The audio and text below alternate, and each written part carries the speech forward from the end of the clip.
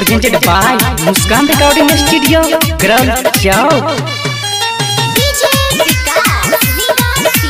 Music by Vikesh Bhojpuria. Singing by Dilip Garolia.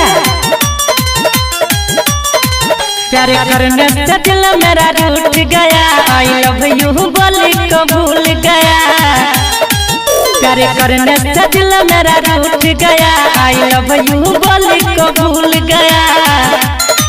सब कुछ बेवफाई मेरा लूट लिया, वो सब कुछ बेवफाई मेरा लूट लिया। एक लड़की से दिल मेरा टूट गया, सब कुछ बेवफाई मेरा लूट लिया।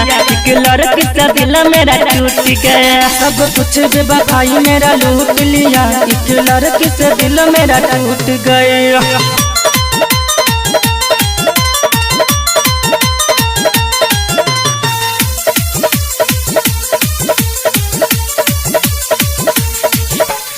वादा करके पगली हमसे झूठ बोला भाई रे, रात में उसकी याद सताई, नींद ना मुझको आई रे।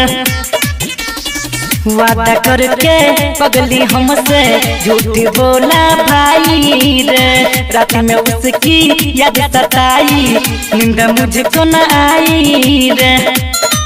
बीच रास्ते में साथ मेरा छोड़ दिया, ओ बीच रास्ते में साथ मेरा छोड़ दिया। उस लड़की ने दिल मेरा तोड़ दिया, बीच रास्ते में साथ मेरा छोड़ दिया। उस लड़की ने दिल मेरा तोड़ दिया, रास्ते में साथ मेरा छोड़ दिया। उस लड़की ने दिल मेरा तोड़ दिया।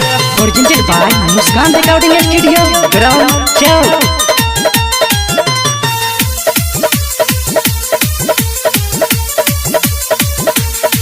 जितने भी है सभी प्रेम दीवानों, करे न करना भाई रे। आशिकों की बीच में जाके बर्बादी है भाई रे।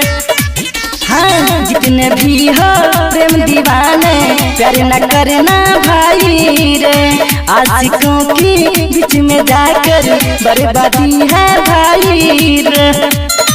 उस लड़की ने दिल मेरा तोड़ दिया, हो बीच रास्ते में साथ मेरा छोड़ दिया। उस लड़की ने दिल मेरा तोड़ दिया, बीच रास्ते में साथ मेरा छोड़ दिया। उस लड़की ने दिल मेरा तोड़ दिया।